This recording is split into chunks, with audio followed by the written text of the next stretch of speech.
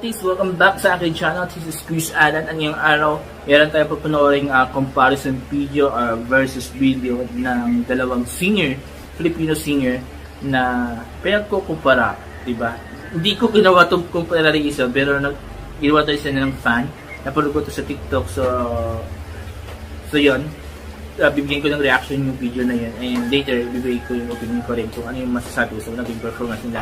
So ang tinutukoy ko pala is si Laika Estrella ng tawag ng tanghalan na isang champion this year 2023 at si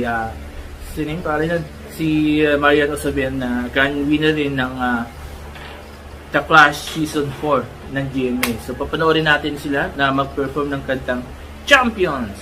So yung na ito patatagalin pa, panoorin natin ang video and later I'll be giving my reaction and opinion. So let's go! Laika Estrella.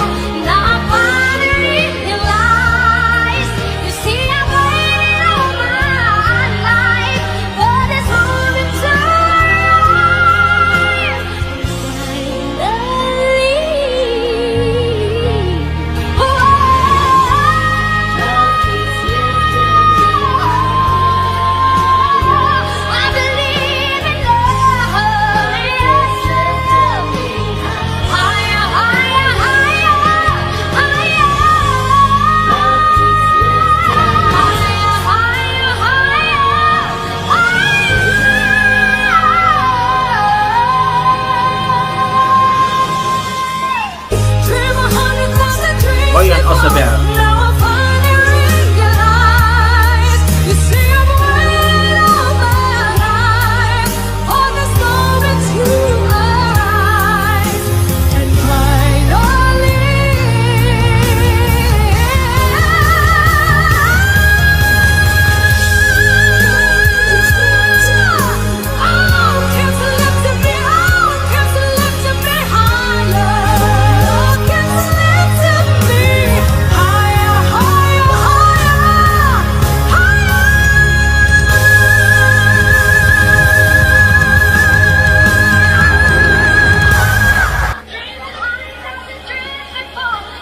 Okay, dahil napanood natin yung performance ni Laika Estrella at Marian Osabel, and this is my second time na nag-play ako sa yung comparison video ng dalawang singers na to. And again, mayroon pa rin sabihin ko, itong kay Laika, yung arrangement is totally different.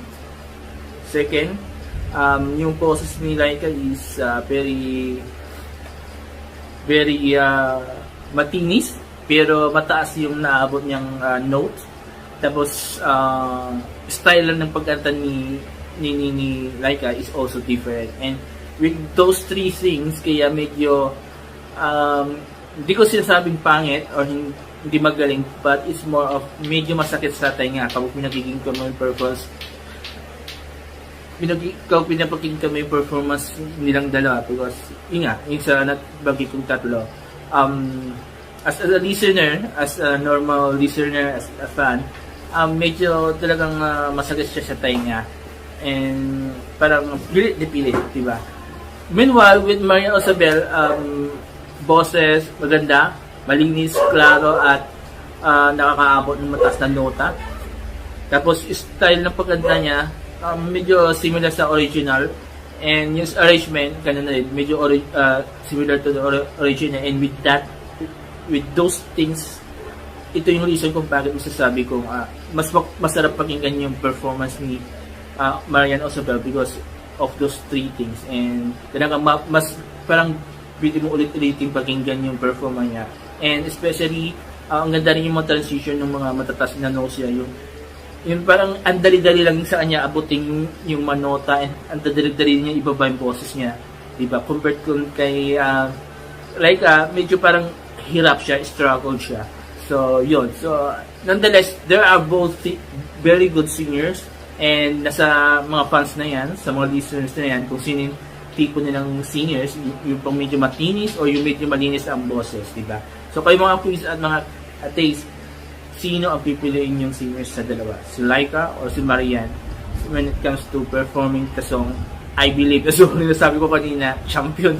Yung kasi nang una ko nakita. So, I believe. So, yun. So, mag-comment na kayo dito sa baba. There you go.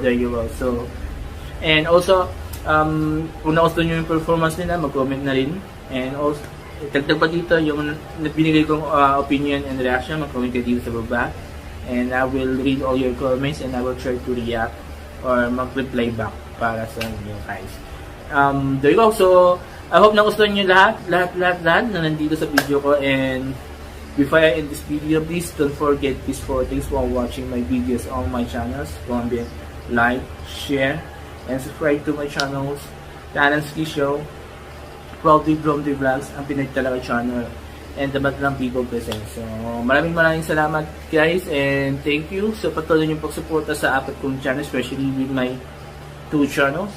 Yung main 2 channels ko na ngayon ay monetize na, ang Pinoy talaga channel sa katawag The Talenski Show. So, maraming salamat, and help sana hindi kayo magsawa, and please do drop your comments, requests or suggestions na gagawin ko ng reaction so that the future ma-feature dito sa channel ko, and also mabigyan ko ng shoutout mga nagbibigay ng requests at suggestions. So there you go, maraming salamat, have a nice day, and bye bye.